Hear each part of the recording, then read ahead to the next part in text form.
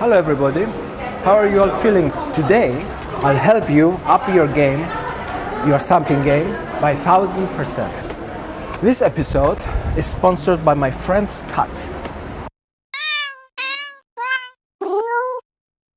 If you see any kind of curious individuals behind me, don't be alarmed, but let's get down to business. Before we get to the rules, I want you to keep a couple of things in mind. Firstly, you experience life subjectively and not objectively. Secondly, consider that you're navigating life constantly evaluating your relationships to other people, to chicken, to sample libraries. During this process, you make, or rather take, thousands of decisions. What will you eat tonight? Which Spitfire audio will you buy? And which relationship to pursue more or less? Collectively, these decisions are computationally expensive. They consume 50% of your body's total sugar. If you fail to regulate or gauge your daily decision making, you'll deplete your brain's fuel and you'll be prone to reckless behavior. In most cases, these mistakes are benign, but in some cases, they can be fatal. Let's ask the opinion of a senior consultant pathologist.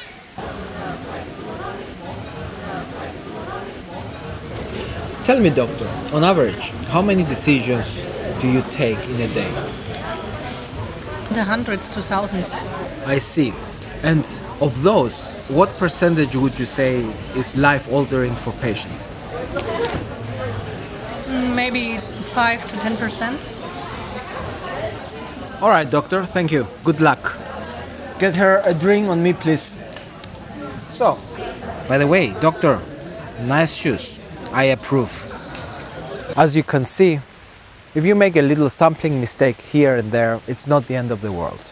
And with that said, let's move to my 5 golden rules for improving your sampling game. The majority of these rules are based on the notion that your experience and decision making is subjective and not objective. I will leave the most important rule, number 5, last, because I want to expand on it. May God punish me if it's because I want you to watch the video to the end. Doctor, I don't feel well. What? So rule number 1, expect the unexpected. What do I mean by that? Although I've been sampling for decades, I often fall in the same old trap. I have a great idea about an instrument and a sound. I put in the effort, the resources, and the time, only to find out the instrument building stage that my fantasy does not translate to reality. Conversely, I find out that one can build amazing instruments from subpar sounds that you least expected. So overall, I would say that although experience can slightly improve your ability to predict what makes a good sampling instrument or not, ultimately sampling is a dark, unpredictable art. So how should one approach sampling? 2 ways.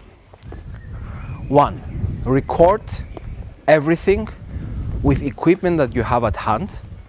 And 2, develop a quick pipeline to assess your sound's potential. In the upcoming videos, I will give you a tool to do just that, to assess your sound's potential. So don't be picky with your sounds. Don't put all your eggs in one basket. Try different things, experiment, and expect the unexpected. This brings me to rule number 2. Rule number 2, details matter. Fight with your samples. Having selected a sample for its potential, now it's time to go to war. Be aware that small changes can have a big impact on the sample. Small changes can make or break the sample's magic within your virtual instrument. For example, small adjustments using a low-pass filter or a precise EQ, or slight tweaking of the attack or release of the volume envelope can make all the difference, potentially transforming your sample into an award-winning sound world. So after you deem the sample worthy of your time, you have to pound it, all of your creative vigor, fight with it to an orgasmic outcome.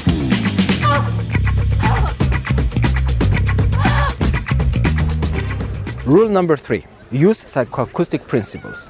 If that sounds too esoteric, let me give you a couple of practical examples. The human ear is greatly impressed by the first few milliseconds of a sound. So use that to your advantage. Work on your attack to establish the tone of your sample in your listener's ear. Another example is that extreme frequencies, either low or high, can tingle your sexual hormones and induce physiological responses associated with curiosity, mystery, or even fear.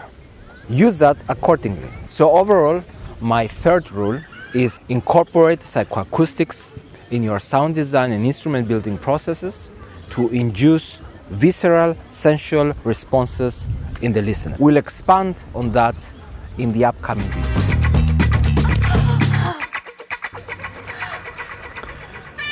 Rule number 4. Give your instrument a face.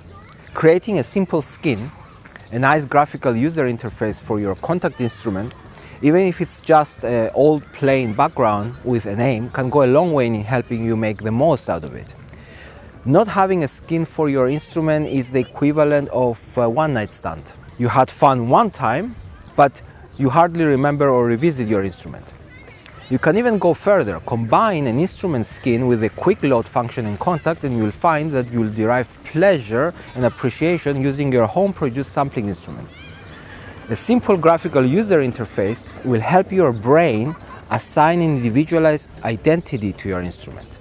So stop having aimless one-night stands with your home-produced instruments. Show some commitment. And let's move to number 5. The mother load. Rule number 5 is subscribe to this channel. Oh, I'm joking. It wouldn't harm if you subscribe, but my most important golden rule is this. I'm sure some of you have been inspired by some of the videos I've made, and you went out and tried things yourself only to find out that the result is not as good as I make it appear. Consider this. When you make a purchase from a sampling company, or any company at that, you are buying a finished, polished product. You have been bombarded by sugar-coated walkthroughs. On the other hand, when you are building your own instruments, you are actively involved in the process. This ongoing involvement leads to desensitization. Your neural receptors are downregulated, and you lose the ability to properly quantify the merits of your creation. So what should you do? Distance yourself, take a break. Separate your sampling and your instrument building sessions from your performance sessions. In other words, record the sounds, build the instrument, and then sleep on it, not with it. Give it some breathing space. Then revisit, tweak some more, and take another break.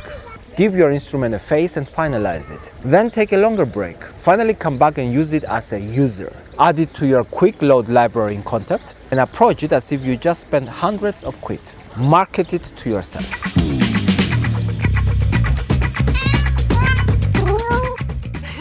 So try to incorporate these 5 rules in your workflow, and you'll discover that your sampling game will improve dramatically.